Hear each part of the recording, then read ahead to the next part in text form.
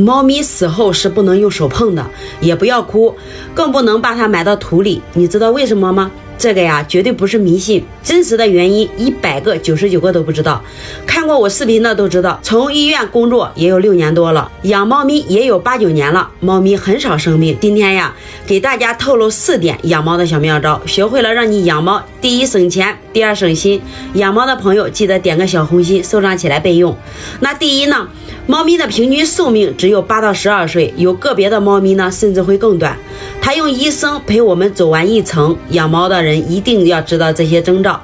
才能不留遗憾的给猫咪好好的道一个别。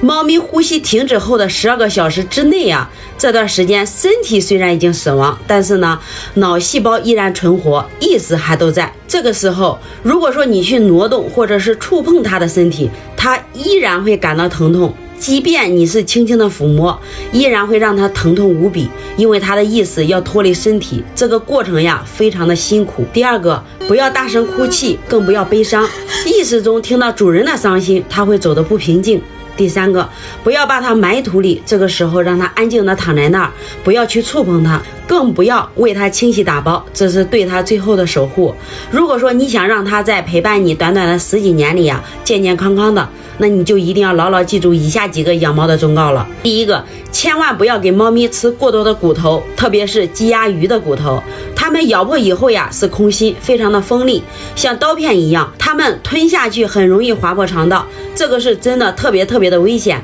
为什么有的猫咪大便会出血，就是这个原因。那第二个，不要频繁的给猫咪洗澡，角质层很薄，洗澡洗不掉它身上的味儿，经常给它洗澡，这个皮肤就会往外不停的分泌油脂，时间长了以后呢，会出现一些皮肤问题，像红疙瘩呀、红点、块状掉毛呀。第三个，不要给猫咪打疫苗，宠物店是不是告诉我们每年都要给猫咪打疫苗，年底年初还要再打一次加强针，这是真正的挣猫钱害猫命呀，打多了对猫咪没有好处，而且打疫苗产生的抗体在猫咪体内长达有5年之久。你想一下，为什么我们小时候打那么多疫苗，长大以后就不打了？第四个，立冬以后呢，很多猫咪都会出现一些奇怪的现象，比如说频繁的抓耳挠腮，啃咬自己的身体，在地上来回的打滚，或者是说蹭咱们家的桌椅板凳，还有啊就是倒吸气这些情况，食欲不振呀、挑食呀，这些都是咱们家的猫咪出现了寄生虫的表现。这个时候，如果说你去宠物医院做一次驱虫，